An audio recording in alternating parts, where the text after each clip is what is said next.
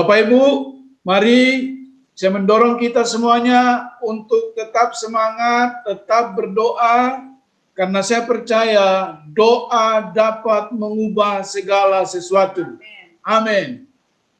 Tuhan Yesus berkata, saudara sekalian, mari datanglah kepadaku semua yang letih, lesu, dan berbeban berat. Aku akan memberikan kelegaan kepadamu. Saudaraku, tidak ada hal yang lain yang kita bisa lakukan kecuali kita datang mendekat kepada Tuhan.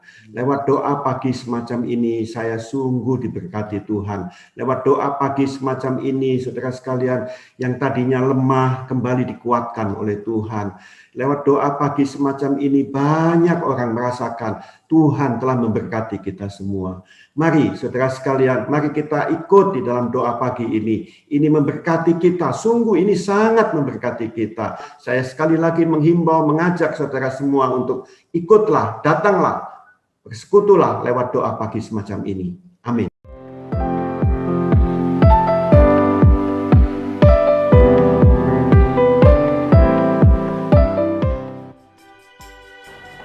Shalom jemaat yang dikasihi Tuhan. Ibadah onsite GBI Bethel Kelapa Gading akan diadakan pada tanggal 17 Oktober 2021 pukul 7.30 pagi. Ibadah diadakan hanya satu kali untuk kehadiran 50 orang dengan ketentuan berikut ini. 1. Jemaat sudah melakukan vaksin. 2. Jemaat dalam kondisi yang sehat. 3. Usia 20-60 tahun. Yang keempat, sudah mendaftar melalui link pendaftaran yang sudah tersedia atau melalui nomor WhatsApp 0812 1145 2251. Dan yang kelima, pendaftaran paling lambat hari Jumat tanggal 15 Oktober 2021. Sekian pengumuman hari ini. Tuhan Yesus memberkati.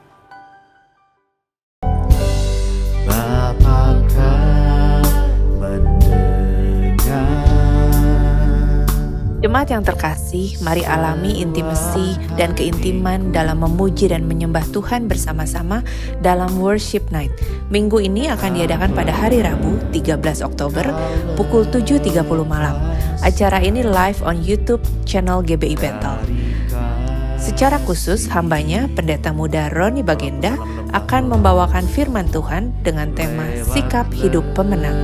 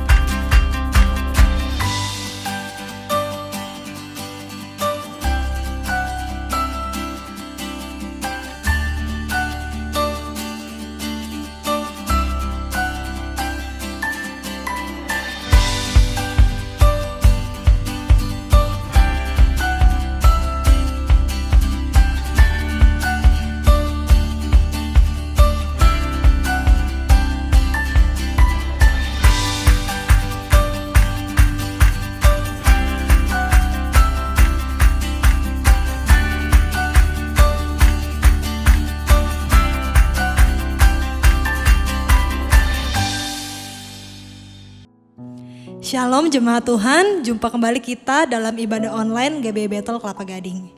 Mari kita mau tundukkan kepala kita sejenak. Bapak, kami mengucap syukur Tuhan, sungguh kemurahan Tuhan kalau kami masih boleh ada, kami masih boleh berkumpul dengan keluarga kami ya Tuhan, dimanapun kami berada ya Bapak. Tuhan, kalau sebentar kami akan memulai ibadah ini ya Bapa, Engkau memberkati ibadah ini dari awal, pertengahan hingga akhirnya. Engkau yang turun dan beracara, Engkau mengurapi setiap kami, biar namamu boleh ditinggikan dan dimuliakan ya Bapa. Hanya di dalam nama Tuhan Yesus Kristus kami sudah berdoa dan mengucap syukur, haleluya, amin. Mari jemaat Tuhan, kita mau masuk ke hadiratnya dengan penuh rasa syukur. Mari kita bangkit memuji nama Tuhan. Haleluya. Katakan, mari kita semua.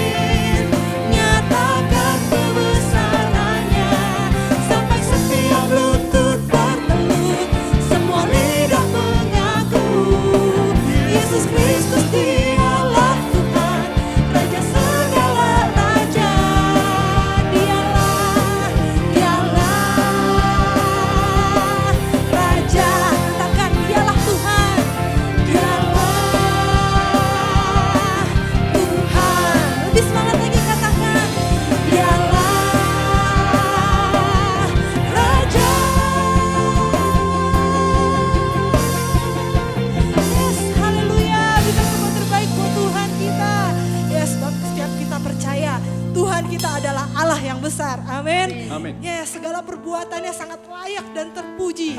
Haleluya. Sebab Tuhan maha besar dan sangat terpuji. Dia lebih dahsyat dari segala Allah.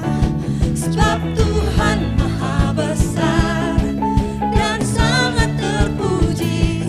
Kuasanya dahsyat menghancurkan musuh. Sekali lagi katakan, sebab Tuhan maha besar dan sangat terpuji. Dia lebih dahsyat dari segala Allah. Sebab Tuhan maha besar dan sangat terpuji. Kuasanya dahsyat menghancurkan musuh. Kita naikkan pujiannya dari awal. Ceritakanlah kemuliaannya di hadapan segala bangsa, dan perbuatannya yang sungguh ajaib di hadapan suku bangsa. Sebab Tuhan maha besar dan sangat terpuji. Dia lebih dahsyat dari segala Allah. Sebab Tuhan maha besar dan sangat terpuji. Kuasanya dahsyat menghancurkan musuh. Sebab Tuhan maha besar dan sangat terpuji. Dia lebih dahsyat dari segala Allah. Sebab Tuhan maha besar dan sangat terpuji. Kuasanya dahsyat menghancurkan musuh. Kuasanya dahsyat, dahsyat menghancurkan musuh. Haleluya. Berikan sorak-sorai bagi Tuhan kita. Yes. Tiba saatnya kita akan mendengarkan firman Tuhan. Mari kita mau tundukkan kepala kita di hadapan Allah. Ya Bapa, kami percaya Tuhan, setiap keselamatan kami ya Bapa datangnya daripadamu. Biarlah hati kami terus bersyukur, hati kami terus terarah kepadamu ya Bapa.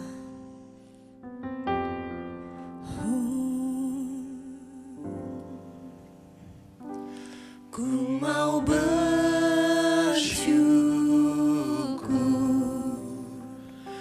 dengan segenap hatiku, sebab Kau Bapa-Ku, ajaib kuasa-Mu, tak pernah Kau tinggalkanku. Setiap langkahku Kau perhatikan selalu. Kau jadikanku indah bagimu, genggam hidupku selamanya. Kau berikanku keselamatan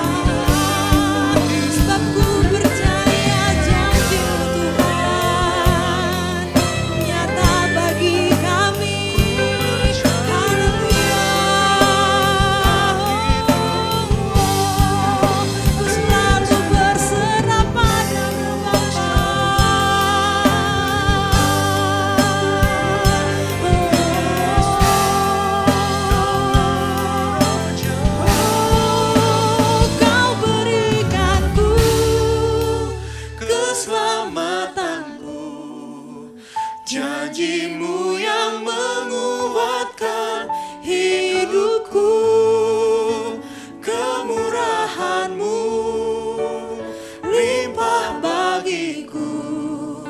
Selamanya hidupku takkan goyah. Kau berikanku keselamatan-Mu.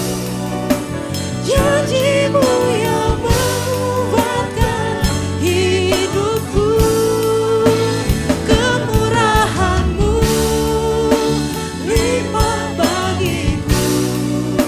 Selamanya hidupku takkan goyah. Selamanya hidupku takkan goyah. Selamanya hidupku takkan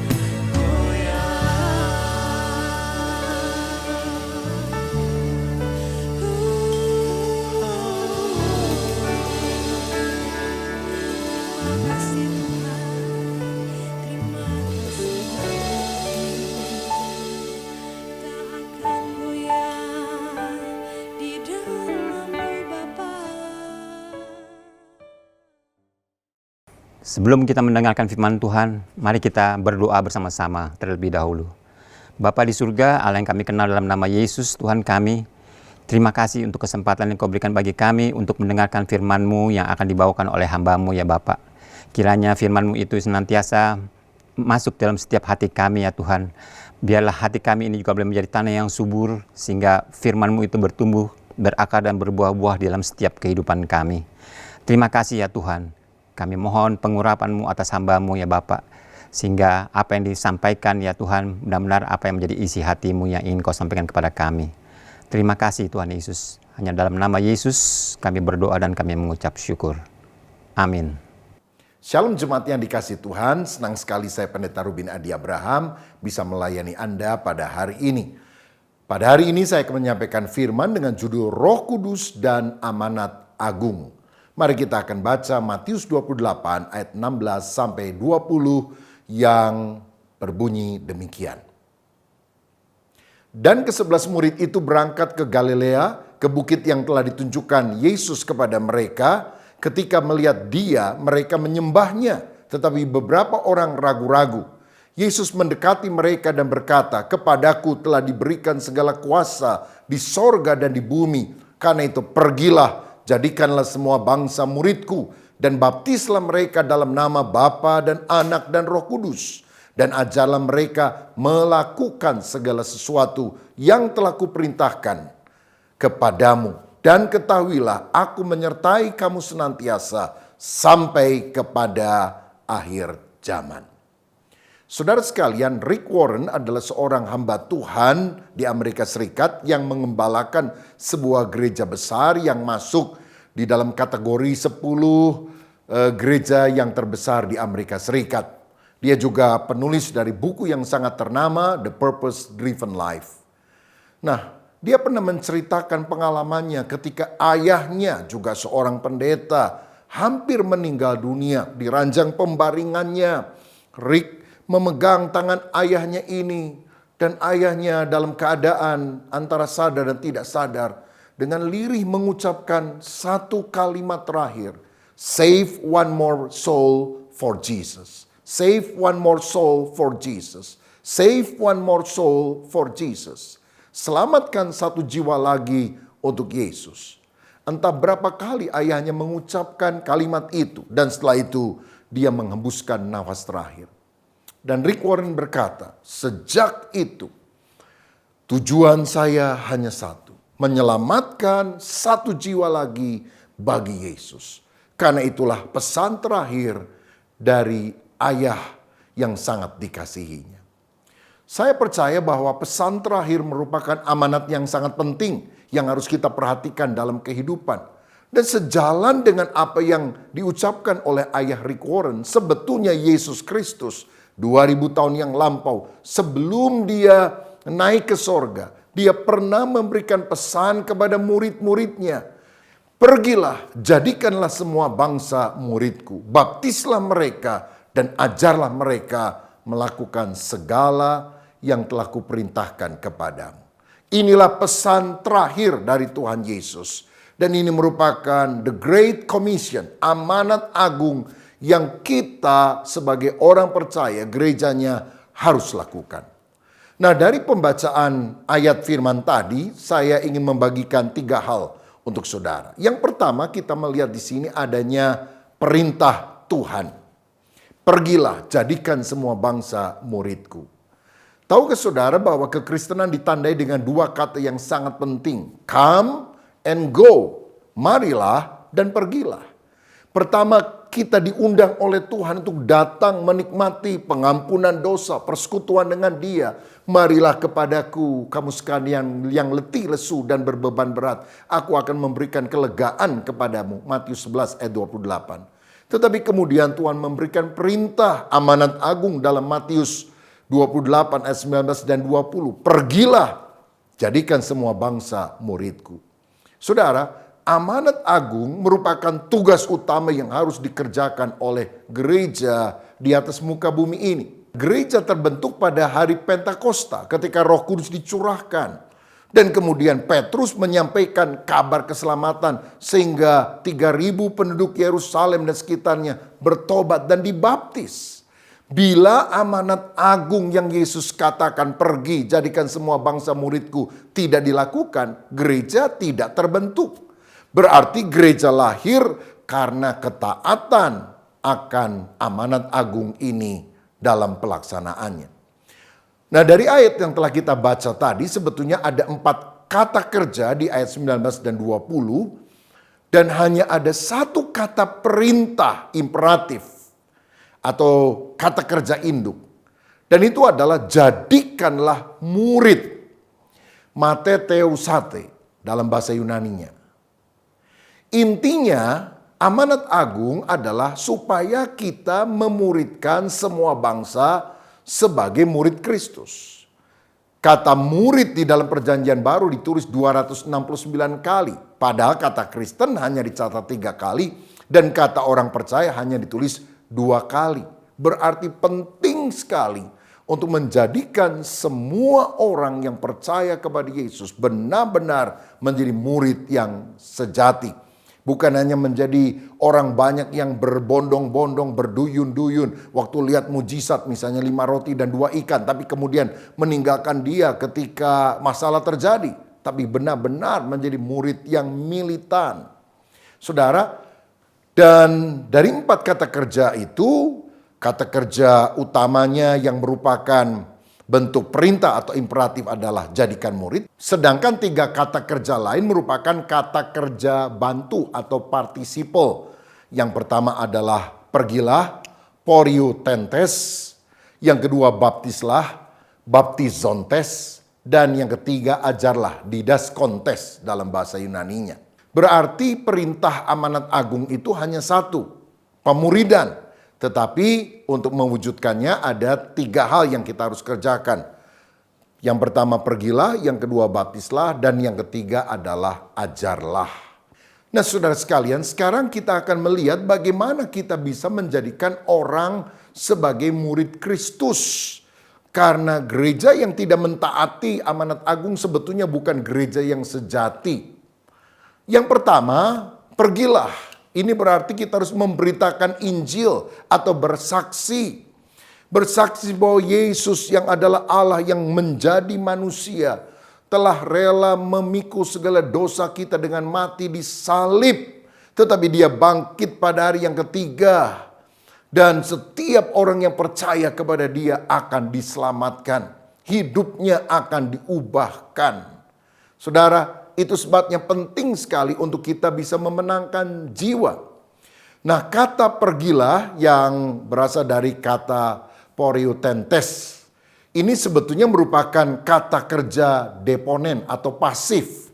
Yang kalau diterjemahkan bisa berarti demikian. Sementara kamu pergi atau sambil kamu pergi, ini menunjukkan bahwa untuk memberitakan Injil, saudara tidak harus pergi dulu dari lingkungan di mana saudara berasal. Misalnya, saudara yang tinggal di Jakarta misalnya atau di Bandung tidak perlu pergi dulu ke Papua atau tidak perlu pergi dulu ke Afrika untuk menjadi murid Kristus.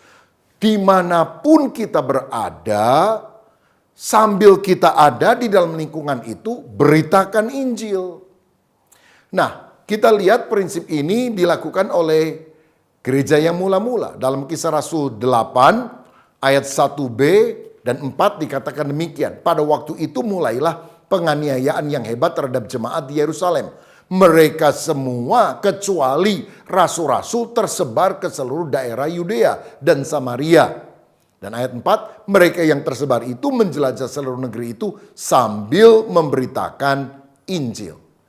Nah, berarti ketika ada penganiayaan kepada jemaat di Yerusalem, mereka mengalami diaspora, tersebar kemana-mana. Siapa yang tersebar? Jemaat. Karena para rasul dikatakan pada waktu itu masih ada di Yerusalem. Dan mereka yang tersebar itu pergi kemanapun mereka berada dan memberitakan Injil kepada orang-orang di sekitar mereka. Ini menunjukkan bahwa penginjilan bukan hanya tugas pendeta, tapi tugas semua orang percaya, tugas semua murid Kristus. Saya percaya kerinduan Allah yang utama adalah agar jiwa-jiwa diselamatkan. Alkitab berkata, sorga bersuka cita bukan karena manusia bisa mendarat di bulan, bukan karena ada HP yang terbaru ditemukan, tetapi sorga bersuka cita ketika orang berdosa bertobat dan kemudian dibaptis tentunya.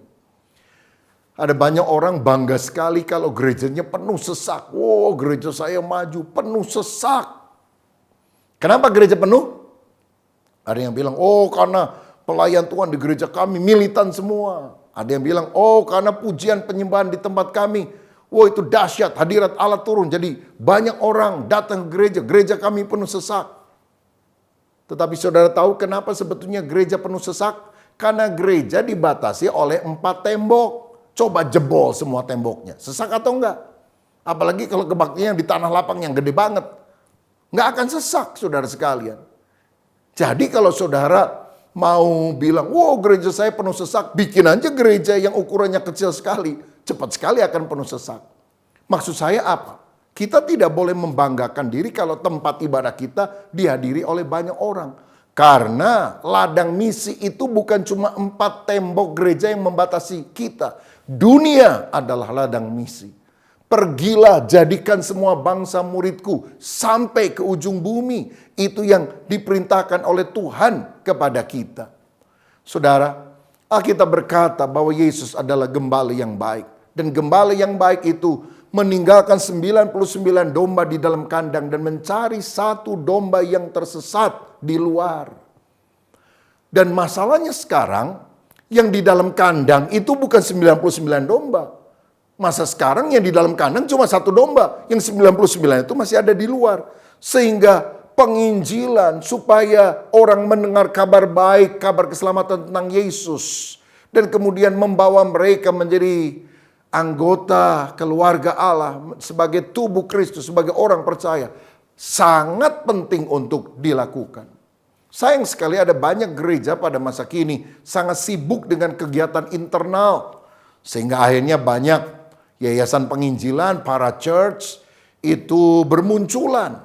Kenapa? Karena gereja lalai untuk melakukan apa yang diperintahkan dalam firman Tuhan. Ada banyak gereja hanya memikirkan diri sendiri. Dari kita, bagi kita, untuk kita, demi kita. Dan menurut saya itu bukan gereja, itu komplotan saudara. Walaupun mungkin kita pikir komplotan suci, tapi tetap komplotan. Saudara sekalian, saya pernah membaca sebuah survei. Pertanyaannya sama tetapi yang menjawab berbeda, pendeta dan jemaat. Pertanyaannya adalah ini. Apa tugas gereja yang paling utama? 90% para pendeta mengatakan melakukan perintah Tuhan. Dan yang utamanya adalah memberitakan Injil. Tapi apa jawaban jemaat? 90% jemaat berkata tugas utama gereja adalah memenuhi kebutuhan jemaat. Bayangkan saudara sekalian, kalau pendeta berpikir gereja harus ditujukan keberadaannya untuk melakukan perintah Tuhan, mentaati amanat agung, sedangkan jemaat berkata, nggak bisa dong, gereja harus memenuhi kebutuhan saya. Bagaimana gereja bisa efektif sebagai pemenang jiwa? Dan data menunjukkan kurang dari 10% orang-orang Kristen yang memberitakan Injil kepada orang yang tidak percaya. Apalagi mengajar mereka supaya mereka menjadi dewasa seperti Kristus. Makin kurang lagi. Ini terjadi karena ada banyak anggota gereja hanya mau haknya, tapi tidak mau kewajiban yang harus diemban. Kita hanya mau Tuhan Yesus jadi juru selamat yang memberkati saya, menyembuhkan saya, membuat saya menjadi kaya raya. Tetapi kita tidak mau taat kepada ketuhanan Kristus ketika dia berkata, pergilah jadikan semua bangsa muridku. Ini waktunya kita bertobat dari segala roh egosentris dan melakukan perintah Tuhan secara kristosentris. Taati perintah amanat agung Yesus. Karena ketika kita melakukan dengan segenap hati, Injil itu sangat berdampak. Bukannya bisa mengubah pribadi, tapi mengubah sebuah bangsa. Saudara sekalian, saya ingin membacakan sebuah data yang menarik untuk saudara ketahui. Ada sebuah pulau yang disebut Hispaniola dengan 2 negara yang ada di pulau itu. Yang sebelah barat adalah negara Haiti dan sebelah timur adalah negara Dominika. Apa bedanya? Orang-orang di Haiti berbahasa Prancis, penduduknya sekitar 9 juta, tapi 80% percaya kepada voodoo, penyembahan berhala. Ini merupakan negara termiskin di barat. Pada tahun 2010 terjadi gempa bumi dan 300.000 orang meninggal dunia, 1,5 juta orang kehilangan tempat tinggal karena peristiwa tersebut. Tetapi negara tetangganya di pulau yang sama, yaitu Dominika, berbahasa Spanyol, penduduknya 10 juta, tidak terlalu jauh daripada Haiti. Tetapi 95% itu adalah orang-orang Kristen. Mereka hidup makmur, pendapatan per kapita mereka 10 kali lebih besar daripada penduduk Haiti. Dan ketika terjadi gempa bumi tahun 2010 itu tidak ada yang meninggal di Dominika dan tidak ada kerusakan di tengah masyarakat. Apa yang menjadi pembeda? Saudara, orang di Haiti percaya kepada voodoo, penyembahan berhala. Mereka melakukan ritual telanjang, mengorbankan anak kepada kuasa kegelapan, sering melakukan tarian sampai mereka kesurupan dengan kuasa roh jahat, kemasukan arwah. Mereka percaya kepada zombie, roh teritorial, melakukan biseksual, dan ada perayaan homoseksualitas. Sedangkan orang-orang Dominika, mayoritas Kristen, mereka sangat menjaga martabat dan kesopanan. Mereka sangat yakin bahwa anak-anak adalah anugerah daripada Tuhan.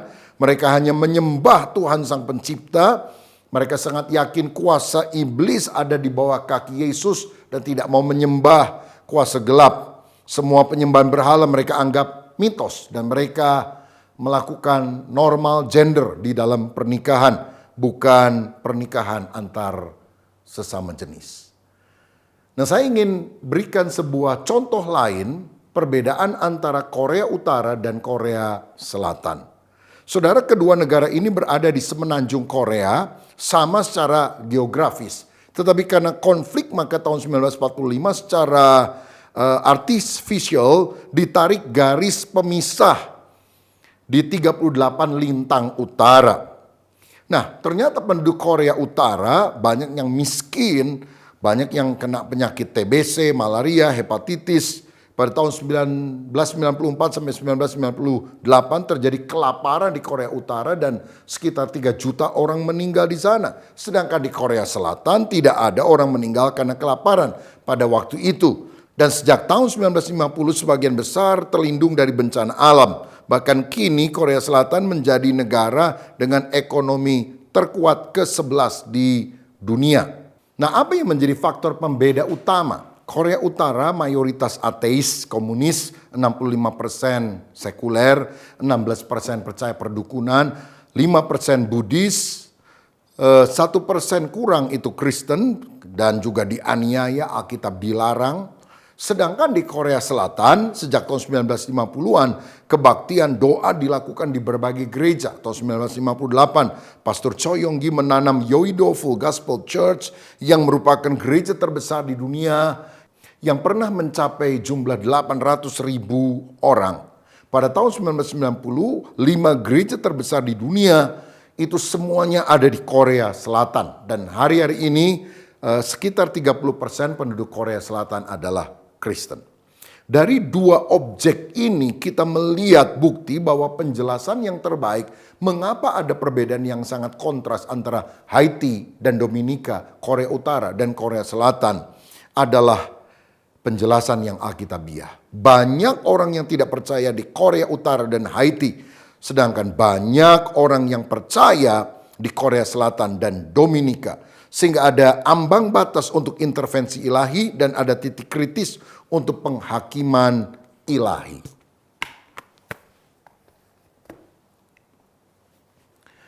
Dari sini kita melihat kebenaran firman dalam Yohanes 10 ayat 10 yang berkata, pencuri datang hanya untuk mencuri, membunuh, membinasakan. Tetapi Yesus datang supaya kita hidup di dalam kelimpahan. Oh saudaraku, betapa pentingnya kita memberitakan Injil. Karena itu akan mengubah bukan hanya pribadi, tapi mengubah bangsa. Tetapi hal kedua yang diperintahkan oleh Tuhan adalah baptislah. Ini menunjukkan orang yang percaya kepada Yesus harus segera dibaptis. Karena baptisan merupakan kesaksian awal yang dapat dilihat orang bahwa kita ini sungguh-sungguh percaya kepada Kristus.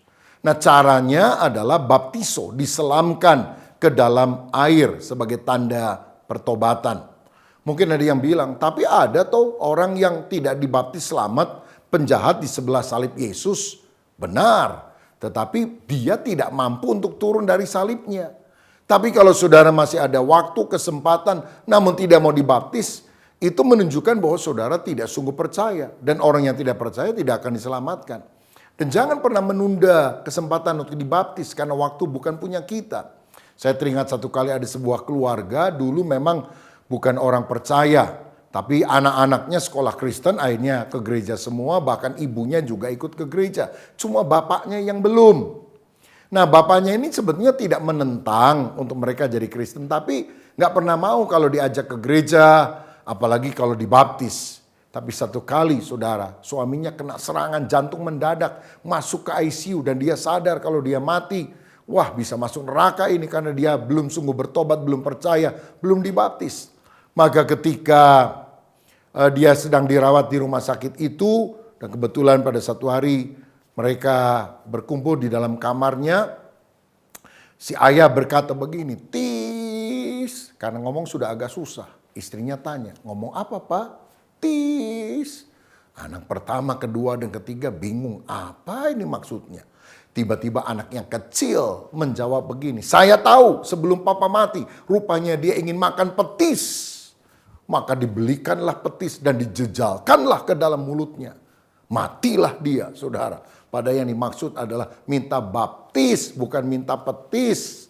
Maksud saya adalah ketika ada kesempatan, mari kita sungguh-sungguh memberi diri dibaptis. Dan hal yang ketiga yang harus dilakukan adalah ajarlah. Orang yang telah mendengar Injil, dibaptis, harus diajar untuk mengetahui perintah Tuhan dan kemudian taat melakukan. Sehingga ada keseimbangan antara doktrinal dan praktikal. Ngerti kebenaran dan melakukan kebenaran. Kisah Rasul 2 ayat 42 mencatat bahwa jemaat gereja mula-mula mereka bertekun dalam pengajaran rasul-rasul. Ya, di dalam doktrin yang diajarkan para rasul dan dalam persekutuan, dan mereka selalu berkumpul untuk memecahkan roti dan berdoa. Saudara, bertekun dalam pengajaran atau doktrin yang bersumber dari Alkitab akan menghasilkan pertumbuhan rohani yang baik di dalam kehidupan seorang. Karena itu mari kita bertumbuh di dalam firman, misalnya melalui ibadah minggu, baik secara onsite maupun secara online, supaya iman kita tetap terjaga. Kemudian kita juga perlu mengikuti kelompok-kelompok sel, baik secara onsite ataupun secara online. Apalagi pada masa pandemi, kalau belum bisa tatap muka ya tatap layar lah, supaya saudara imannya makin teguh. Kita juga perlu mengikuti kelompok pemuridan di gereja lokal kita masing-masing. Bahkan kalau ada sekolah Alkitab, saudara juga boleh belajar di sana, ya. Dan jangan lupa baca Alkitab setiap hari, renungkan itu siang dan malam supaya kita makin ngerti ajaran Tuhan dan kemudian kita mempraktekannya. Dan jika kita melakukan 3 hal tadi, yaitu pergilah, baptislah, ajarlah, maka kita akan bisa memuridkan orang lain dengan siklus tadi. Jadi untuk menjadikan murid, pertama pergilah, kedua baptislah, dan yang ketiga adalah ajarlah. Dan kalau 3 hal ini kita lakukan, maka kita bisa memuridkan orang lain. Dan siklus ini terjadi terus sampai pada akhir zaman. Nah, jadi kita melihat yang pertama tentang perintah Tuhan. Yang kedua, kita akan membahas tentang kuasa Tuhan di dalam perikop tadi. Matius 28 ayat 18 berkata, Yesus mendekati mereka dan berkata, "Kepadaku telah diberikan segala kuasa di sorga dan di bumi." Bahkan di ayat 20 Yesus berkata, "Ketahuilah aku menyertai kamu senantiasa sampai kepada akhir zaman." Saya sangat yakin bahwa Allah tidak pernah mengutus seseorang tanpa memperlengkapi orang itu terlebih dahulu dengan kuasanya. Kuasa apa? Kuasa Roh Kudus. Karenanya Yesus naik ke sorga dan kemudian dia mengutus Roh Kudus supaya menyertai kita, murid-muridnya. Dan Alkitab berkata, roh yang ada di dalam kita itu lebih besar dari segala roh yang ada di dalam dunia. Ini adalah perlengkapan kuasa yang tanpa batas yang Tuhan berikan kepada setiap murid Kristus.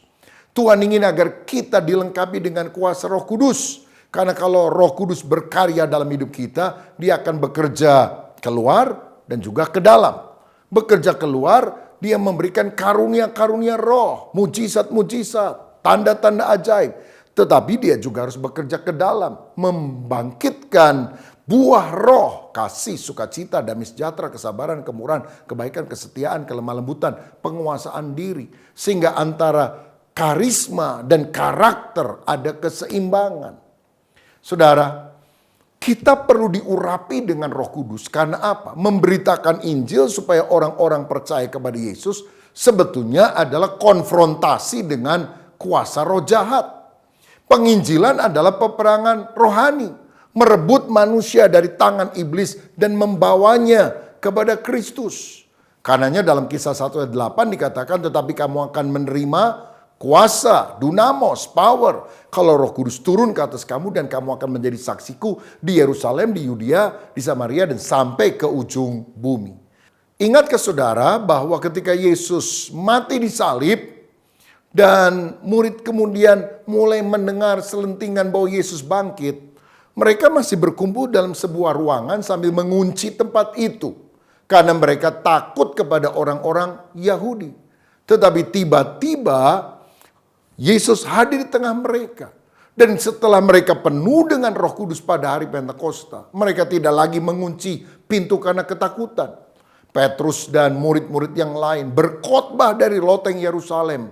Bukan kepada orang yang ada dalam ruangan, tetapi terutama kepada orang yang ada di luar ruangan, supaya mereka bertobat dari segala dosa dan percaya kepada Yesus.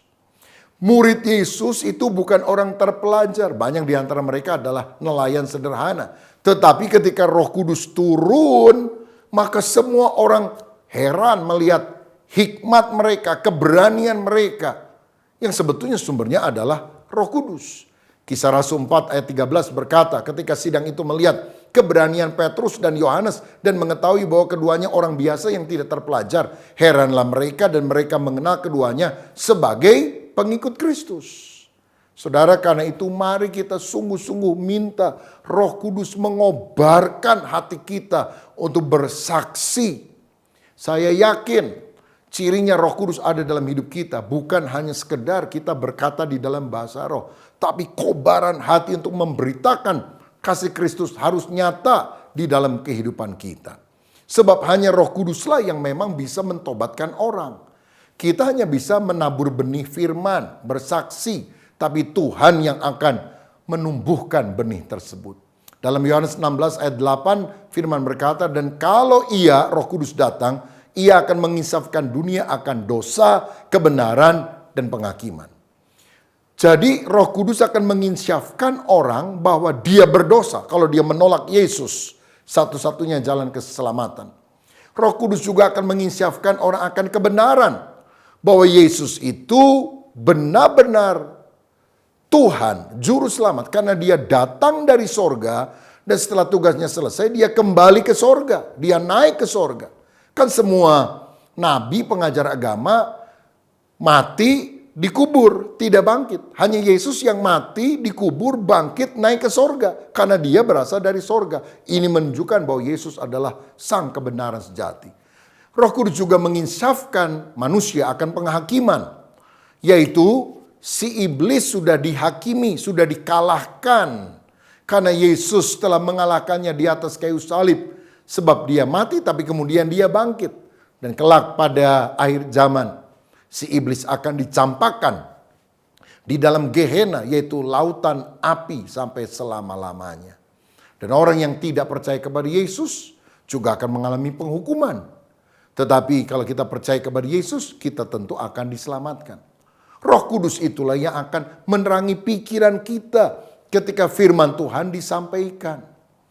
Saudara sekalian, ada banyak orang berpikir kalau orang melihat mujizat pasti mereka percaya kepada Yesus. Saya mau katakan, orang sungguh percaya kepada Yesus kalau Roh Kudus menerangi hati mereka ketika mereka mendengar firman.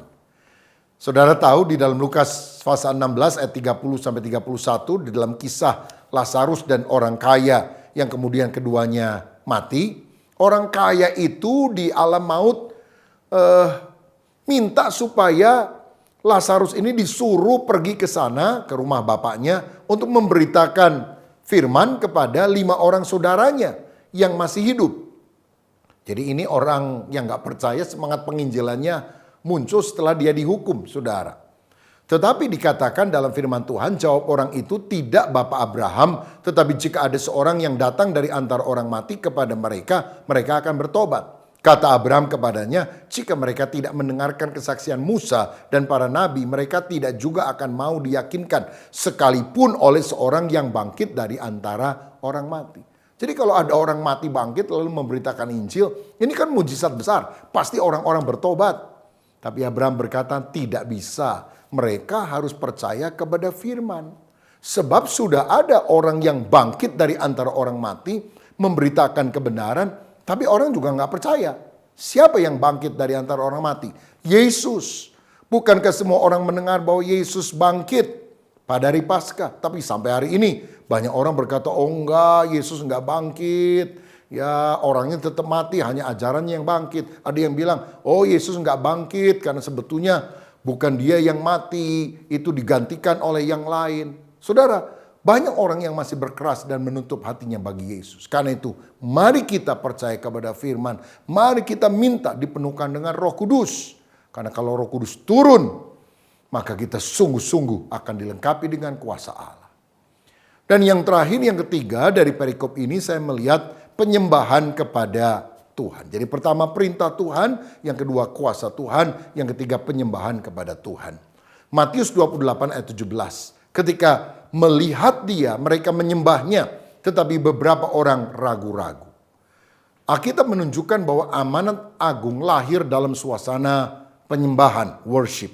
Suasana kecintaan kepada Tuhan, di mana mereka memuliakan Tuhan sebagai raja di atas segala raja. Dan bukankah ini penyembahan yang akan kita lakukan di dalam kekekalan kelak? Karena nanti kalau sudah di sorga tidak ada penginjilan lagi. Kan semua orang sudah percaya. Sehingga apa yang kita lakukan adalah menyembah Tuhan atau memuliakan Tuhan dengan segala yang kita kerjakan. Dan kini pun kita harus hidup di dalam penyembahan. Karena dalam Kolose 1 ayat 16 dikatakan demikian. Karena di dalam dialah telah diciptakan segala sesuatu yang ada di sorga dan yang ada di bumi, dan yang kelihatan dan yang tidak kelihatan, baik singgasana maupun kerajaan, baik pemerintah maupun penguasa, segala sesuatu diciptakan oleh Dia dan untuk Dia. Jadi kita diciptakan untuk memuliakan Tuhan. Nah, di dalam Wahyu 7 ayat 9 sampai 10 juga Yohanes pernah melihat kemuliaan sorga, dikatakan, kemudian daripada itu aku melihat sesungguhnya suatu kumpulan besar orang banyak yang tidak dapat terhitung banyaknya dari segala bangsa dan suku dan kaum dan bahasa, berdiri di hadapan tahta dan di hadapan Anak Domba, memakai jubah putih dan memegang daun-daun palem di tangan mereka, dan dengan suara nyaring mereka berseru, keselamatan bagi Allah kami yang duduk di atas tahta dan bagi Anak Domba. Saudara, nanti di sorga kita akan memuliakan Tuhan, menyembah Tuhan. Itu sebabnya mulai dari bumi, penyembahan itu harus dilakukan. Tapi ingat, penyembahan bukan hanya sekedar nyanyi-nyanyi saja. Tetapi ketaatan akan perintah Tuhan merupakan penyembahan. Hidup memuliakan Allah. Dan salah satu bentuk yang jelas dari ketaatan adalah melakukan amanat agung agar banyak orang yang percaya kepada Yesus. Sehingga mereka akhirnya bisa bersama dengan kita memuji menyembah Dia di sekeliling tahtanya. Adakah di antara saudara yang hari ini rindu sungguh-sungguh dipenuhkan dengan Roh Kudus supaya saudara bukan menjadi sakti tapi menjadi saksi, menjadi pembawa kabar baik tentang Yesus Kristus? Kalau ada anggota keluargamu yang belum percaya, teman dekatmu yang belum percaya, saudara jangan diam, bersaksi tentang Yesus kepada mereka. Ceritakan apa yang Tuhan telah kerjakan dalam hidup kita, before and after. Bagaimana dulu hidup kita sebelum percaya, bagaimana ceritanya pada waktu kita percaya, dan sekarang setelah kita percaya kepada Yesus, apa dampak perubahannya. Ini doa saya, supaya Roh Kudus sungguh-sungguh memakai hidup kita, kesaksian kita tentang Yesus, untuk bisa membawa banyak jiwa kepada pertobatan. Tuhan Yesus memberkati, mari kita berdoa. Bapa Surgawi, terima kasih untuk kebenaran firman-Mu. Jadikan kami orang-orang percaya yang penuh dengan Roh Kudus. Dan bukti bahwa kami penuh dengan Roh Kudus, kami menjadi saksi Kristus, memenangkan banyak jiwa untuk kemuliaan nama-Mu. Mulai hari ini kami ingin punya kerinduan memenangkan satu jiwa lagi bagi Kristus. Berkat-Mu atas kami dalam nama Yesus. Amin. Salam sehati, Tuhan Yesus memberkati. Shalom Bapak Ibu Saudara sekalian. Selesainya ibadah hari ini, doa saya kita tetap hidup dalam penyertaan kasih Kristus yang sempurna. Puji Tuhan. Bagi Bapak Ibu yang terbeban memberikan persembahan untuk pelayanan di gereja ini, silahkan transfer dana tersebut dapat dikirim melalui scan barcode maupun transfer di nomor rekening yang sudah tercantum di bawah ini. Terima kasih, Tuhan memberkati buat persembahan yang sudah diberikan. Mari kita akhiri ibadah online hari ini dan satukan hati, mari kita berdoa. Kami bersyukur kami punya Tuhan yang luar biasa atas hidup kami.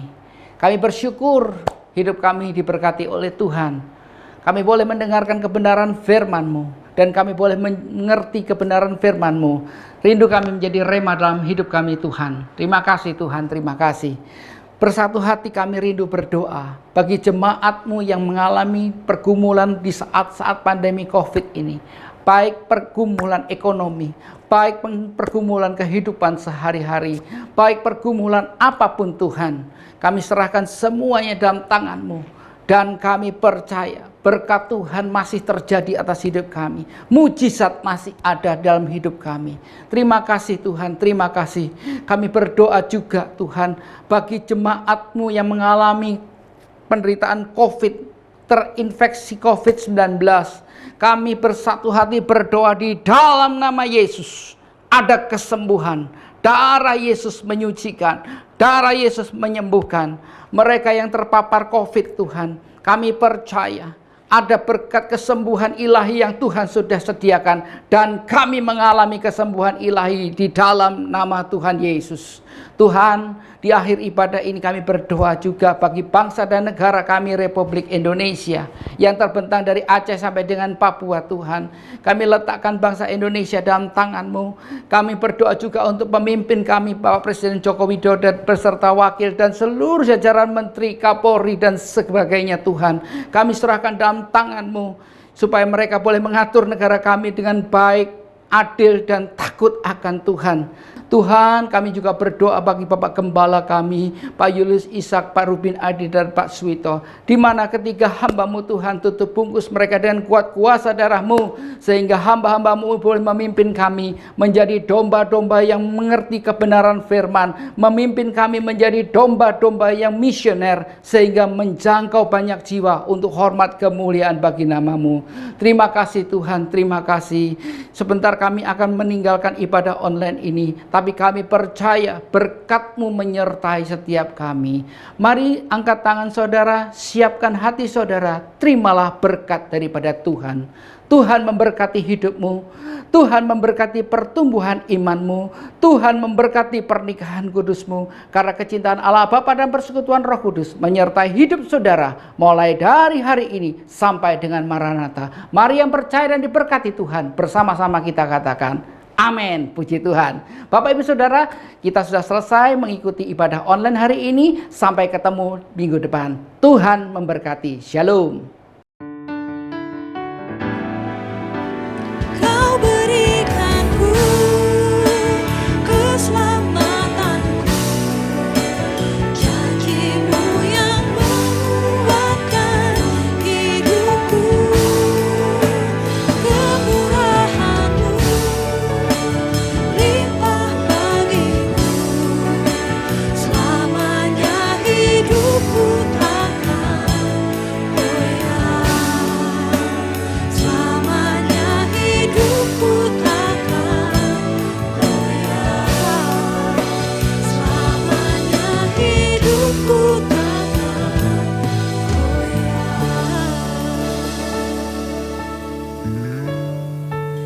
Selamat hari Minggu, selamat berakhir pekan. Tuhan Yesus memberkati.